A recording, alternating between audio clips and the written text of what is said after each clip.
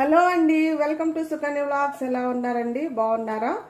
ఈరోజు మన రెసిపీ వచ్చి దోస ఆవకాయ అన్నమాట. చాలా సింపుల్గా, చాలా రుచిగా, చాలా ఈజీగా నేను మీకు చేసి చూపిస్తాను. చాలా కమ్మగా ఉంటుంది నోటికి. మనకి నోటికి బాగలేని టైంలో ఇలాంటి పచ్చళ్ళు కానీ ఇంట్లో ఉంటే కడుపు నిండా తినేసేయచ్చు అనమాట. అంత బాగుంటుంది, పుల్ల పుల్లగా, కారం కారంగా. దీని తయారీ విధానం చూసేయండి. ఇప్పుడు మనం దోసకాయలు తీసుకున్నాం. రెండు దోసకాయలు అనేవి గట్టిగా ఉండాలన్నమాట, పచ్చిగా గట్టిగా ఉండాలి. దోసకాయలు నీట్గా కడిగి తడి లేకుండా తుడుచుకోవాలన్నమాట. ఇప్పుడు మనం తొక్క తీయకుండానే ముక్కలు కట్ చేసుకోవాలి. తొక్క తీయ అవసరం లేదనమాట. ఇత్తనాలు లేకుండా మనం ముక్కలు కట్ చేసుకోవాలన్నమాట. ఈ ఇత్తనాలన్నీ తీసేయాలి.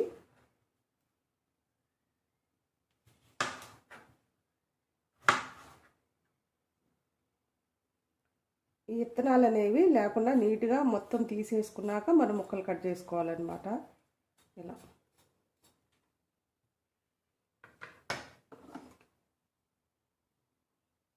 ఇదంతా తీసుకున్నాక అన్నీ కూడా మనం ముక్కలు కట్ చేసుకుందాం. చూడండి, ఇలా తీసేసినాక ముక్కలు కట్ చేసుకోవాలి. మనం ముక్కలన్నీ ఇలా కట్ చేసుకున్నాం అన్నమాట. ఆ గింజలన్నీ తీసినాక ఈ లోపల కూడా తడి లేకుండా టిష్యూతో తుడిచేయండి. పచ్చడి ఎక్కువ రోజులు నిల్వ ఉంటుంది అనమాట. కాయ గట్టిగా ఉండేటట్టు చూసుకోండి.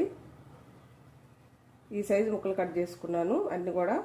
ఇప్పుడు వీటిని ఎన్ని అయినాయో గ్లాస్తో కానీ గిన్నెతో కానీ కొలుసుకోవాలన్నమాట.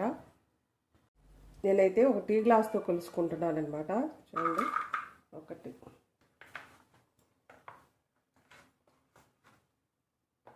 మీరు గిన్నెతోనైనా ఇంకో లేదా పెద్ద గ్లాస్తోనైనా కొలుసుకోవచ్చు, కానీ కొలత కరెక్ట్గా ఉండాలి.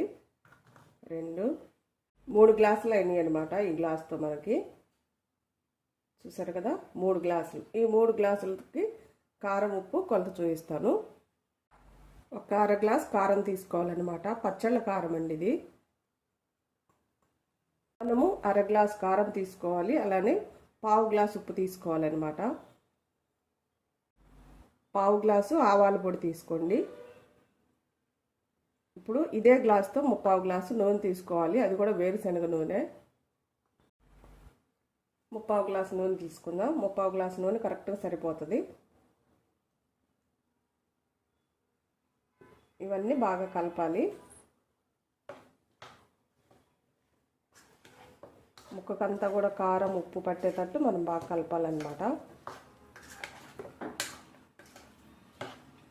చాలా సింపుల్గా అయిపోతుంది, చాలా రుచిగా ఉంటుంది అనమాట ఈ దోసకాయ ఊరగాయ అనేది. మనం ఏమి వేయించాల్సిన అవసరం లేదు. మన ఆవకాయ అయితే రెడీ అయిపోయిందండి. చూడండి, చక్కగా మొత్తం కలిసిపోయినాయి. పచ్చళ్ళ కారమే తీసుకోవాలి. పచ్చళ్ళ కారం కూడా మంచి కారాన్ని చూసి తీసుకోండి. అప్పుడు పచ్చడి కలర్ కూడా చాలా బాగుంటుంది. మనం మూత పెట్టి దీన్ని 3 రోజులు పక్కన ఉంచామనుకోండి, నూనె అంతా కూడా పైకి తేలుతుంది. అంతేకాదు, ఆ టైంలో మనం ఉప్పు తగ్గినా కొంచెం కారం తగ్గినా మళ్ళీ చూసి వేసుకోవచ్చు. మన పికిల్ రెడీ అయింది. దీన్ని మూత పెట్టి పక్కన ఉంచుదాం. చూసారా, పచ్చడి నూనె ఎలా తేలిందో పైకి. మనకి 3 రోజులు అయ్యేలేకే పచ్చడి చక్కగా నూనె అంతా కూడా పైకి తేలింది. నేను చెప్పినట్టు కరెక్ట్గా కొలతలు తీసుకొని చేసుకోండి. చాలా రుచిగా ఉంటుంది, చాలా సింపుల్గా ఉంటుంది. సింపుల్గా అయిపోతుంది అనమాట. అంతేకాదు, మనం ఏదన్నా కానీ తడి స్పూను అలా పెట్టకుండా నీట్గా తడి లేకుండా చూసుకొని నిల్వ పెట్టుకోండి. 1 రోజుల పాటు చక్కగా బయట ఉన్నా కానీ బాగుంటుంది అనమాట, పాడవకుండా. చాలా రుచిగా ఉంటుంది. కంపల్సరిగా ట్రై చేయండి. ఎలా వచ్చిందో కామెంట్ చేయండి. నా వీడియోస్ కానీ మీకు నచ్చినట్టయితే లైక్, షేర్, సబ్స్క్రైబ్.